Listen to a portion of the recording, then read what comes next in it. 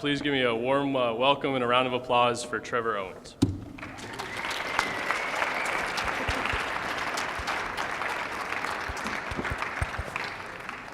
Good to see you, man. All right, everybody. So great to be here. 6 years ago, I sat in your seats, and it's been a crazy ride since then. I was a student at Iowa State University, and it was my first CEO experience. And I had previously started a business called Campus Bike, and what I did was I imported electric scooters from Shanghai all the way to Ames, Iowa. It was my first business. And it was really hard getting started. And I think the hardest part of it was that I wasn't really in an entrepreneurial environment at the time. I still remember some of my friends when I first started my business. One of them said to me, "Do you have the right permit to start that business?" Another one, I had friends coming to me all the time saying, it's risky to start a business, right? That's the photo. And when I finally got the shipment all the way from China to Ames, it took about 3 months. I invested a lot of money. I was up till 2 in the morning talking on MSN with someone in China at a factory. And I finally got the shipment. It came in this giant 40-foot container truck. And I went around to some of my friends, and I was like, "Hey, can you guys help me? I need to unload these scooters and put them in the storage unit." I'll never forget that one of my friends looked at me and said, "Why would we help you with your business?" And then I came to CEO. And the first person I met asked to see my business plan, like within the first hour of being here. When I went to one of the sessions, one of the speakers, the first word of advice I had was fake it till you make it. They said that when you're a young entrepreneur, you just have to act like you're a big time, and that's what's going to make the difference for you. And the whole feeling of CEO for me was that if you set your mind to anything, you can achieve it. And this was really, really powerful and inspiring for me. And I realized that I'm an entrepreneur. And I'm sure that many of you guys felt this feeling over the course of these couple days that you're different from maybe the rest of the people in your life and that you're special. And so I almost didn't go to CEO, actually. If it weren't for Judy Isles, who runs the chapter at ISU, she made it so affordable. Yeah. Everyone look at Judy. Judy, wave your hand. Can we all just give Judy a round of applause?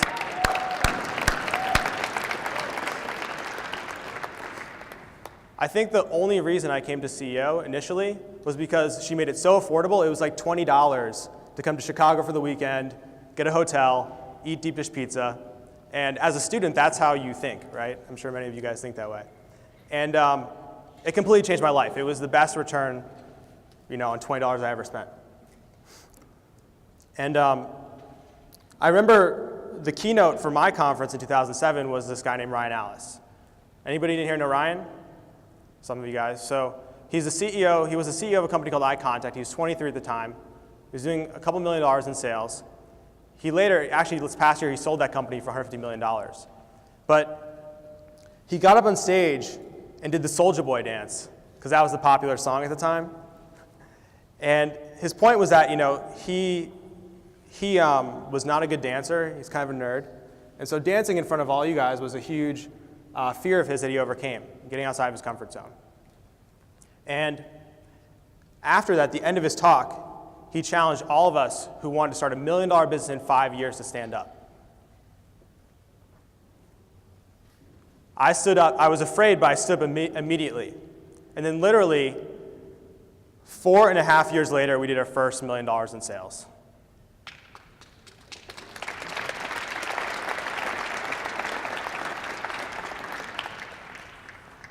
And it's one of those things that you don't want to believe, that it takes about the same amount of energy to set a high goal as it does to set a low goal. It takes the same amount of energy and thought. But when you set a high goal, you're much more likely to achieve the lower goal. And so coming out of CEO, it was a hugely inspiring experience for me. And after the keynote, I decided I was going to start making changes to my life. Because I was serious when I stood up that I was going to make a $1 million business in 5 years. I was going to really try it.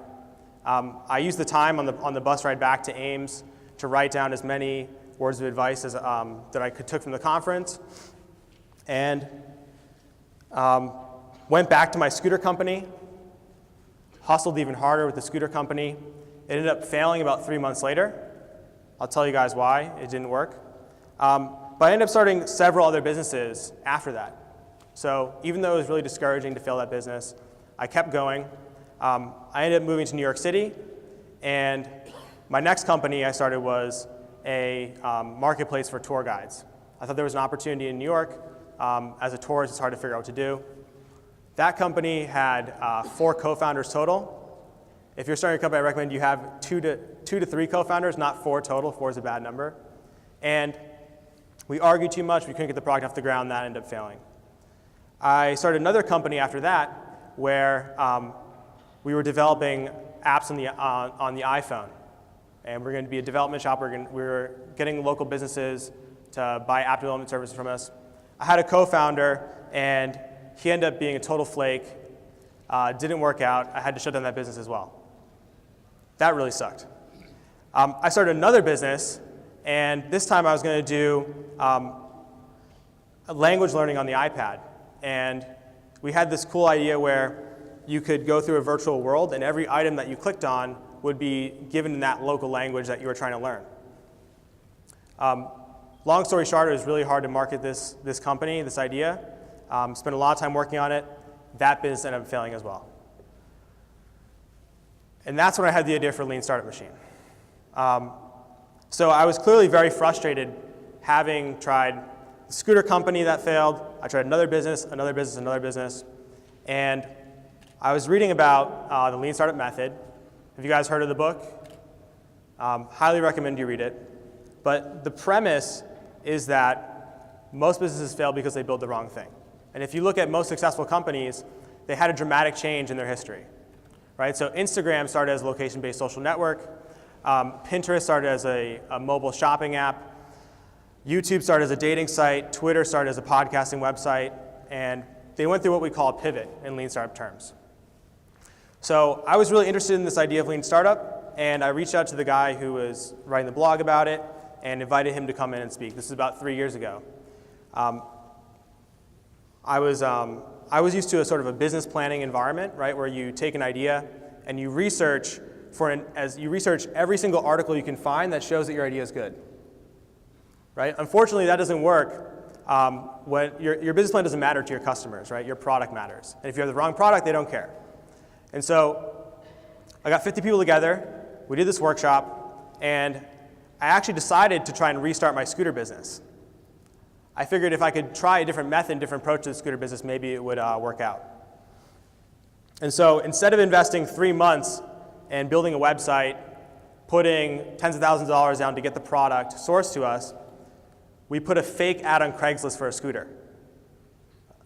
And we put up a Google Voice number, and we set ourselves 24 hours to decide if we should pursue this idea or not. So the general idea was that my electric scooters were better for the environment. These scooters, Vespa is a huge $8 billion per year business, and my scooters were electric, and so people who care about the environment are more likely to use that instead.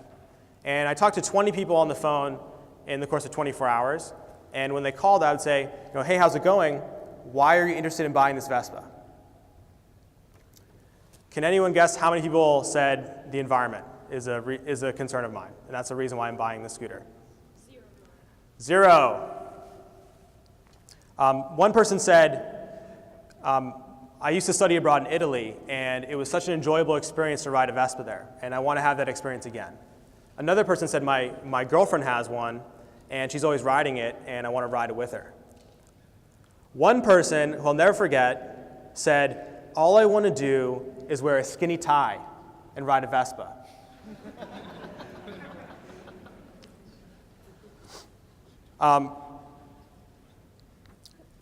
And so in 24 hours, I knew at this point that this idea would never work. It would never work. No one cares about the environment that is buying scooters. In fact, I actually asked people point blank, is the environment a concern of yours? Which is a leading question. And they said no. It's not a concern of mine. And so we ended up pivoting into another idea. That idea was wrong, and in another 24 hours, we pivoted into an idea that was actually really successful. We ended up launching a landing page that got 50 customers within 2 hours because we were able to keep throwing away the ideas that didn't work and pivot into an idea that did work. And so I didn't decide to go with the scooter business again, but I decided to, I knew that this method would change the way that companies were built. I just knew it because I was used to business plan competitions where people had the same idea, start with idea, and end with the same idea a year later. In this workshop, people came with an idea, 24 hours later have a different idea, and then some people 24 hours later have another idea that you're working on that has more validation, that has more customers than what you started with. And here's the funny part, though. Guess what I did after I knew I had a breakthrough mind and said, this is going to change everything. Guess what I did the next year and a half?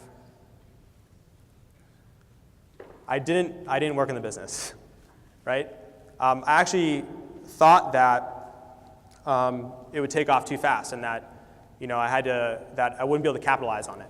But I kept hosting more workshops in my spare time, just because I like to travel, and it was taking me all around the US and all around the world. And in 2012, in January, that's when I decided it's time to use it or lose it, essentially. And that year, we went from doing 9 workshops per year to doing 50 workshops per year and $1 million in revenue. Since then, we've gone to over 50 cities. We've done almost 200 workshops, and we're doing $2 million per year in revenue. We're also doing, we also are building software. We raise venture capital funding. So it's been pretty exciting.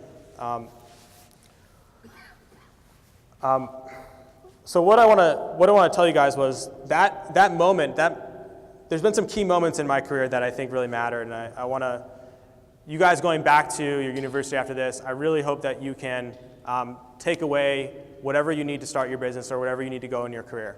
And for me, the first thing was really making sacrifices when I got back from the conference in 2007. I became, I don't know if I mentioned this, but I became an e-board member of the ISU Entrepreneur Club. I started putting a lot more time into my business, even though it ended up failing. And I had to go through several other failures before I finally found an idea that worked. And even when I found an idea that worked, I had to get over this huge fear of what other people would think about me, right? Or if I could actually really do it. I remember when I decided that we were going to do 50 workshops per year, and then my goal was to get to $1 million in revenue in a year or just quit, cold turkey. And I was writing an email to everyone in my network, lying in bed at like maybe 1 in the morning, and I was really afraid to send that email, being like, I'm gonna like blow this company up. It was like really scary, and I realized it, and that's when I felt really empowered to hit send, because it was an unconscious fear. And sometimes our unconscious fears are the most important ones to recognize and acknowledge, so that we can get over them.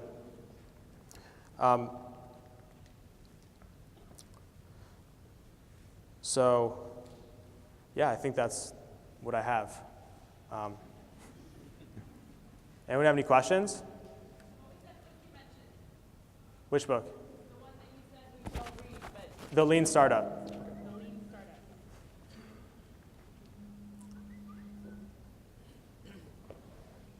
Why did the scooter business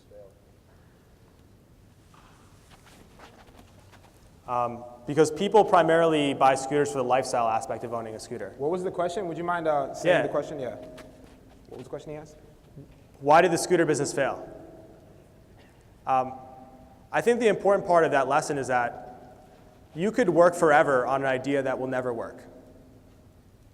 There's actually a blog post I read yesterday about an entrepreneur who spent 10 years on one idea that never took off. That is the biggest fear. You guys are very lucky that you have your entire careers in front of you right now, in one of the most disruptive times ever in history. And one of the things you want to do is make sure that you're not working the wrong thing.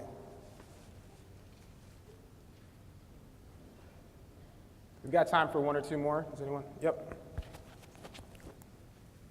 Given that you had so many failures, what was it that pushed you to always continue to try a different business? Stupidity, maybe? No. You know what? Has anyone read Think and Grow Rich? I actually got the recommendation to read that book at my first CEO conference, and I highly recommend it. I read it several times. But you just have to believe in yourself. You have to have an irrational belief in what you're going to do is going to succeed. Me, myself, as an entrepreneur, you never know if you're going to succeed. You know when your product is working. Actually, one of the reasons why I decided to grow LSM is because I actually measured what we call product market fit. So there's a way to get very quantitative about whether or not the product that you're building is something that the market wants. It's called product market fit. And for me, it was asking the survey question to all of my customers, how disappointed would you be if you could not have gone through this program? Generally, a percentage of 40% means that you can scale the business and that you can afford for the quality to decrease and still predictably satisfy your customers. And for us, we scored 70%. And when I saw that, I was like, what the hell am I doing sitting here not blowing this up, right? As entrepreneurs, we wanna like, our business is our baby, and we don't want anyone to screw it up. And so getting over that fear is really important. One last question, if anyone has one. Yep. Is there a mistake you made along your path that you look back and is really dumb, but you really learned a lot from it, and you can tell us like what it is so we don't make it? Yeah. I think it was really stupid that I waited a year and a half before deciding to go all in on the business. I'm sure many of you are going to be deciding, should I go the career path? Should I go work for a company after school? Or should I start my business right away? For most of the entrepreneurs that I know are successful, there's only one answer, and that's to start right now. If you have an idea, there's nothing preventing you from stopping right now. If you don't have an idea, find someone with an idea. Awesome. Everybody, another round of applause for Trevor Owens, please. See you, man.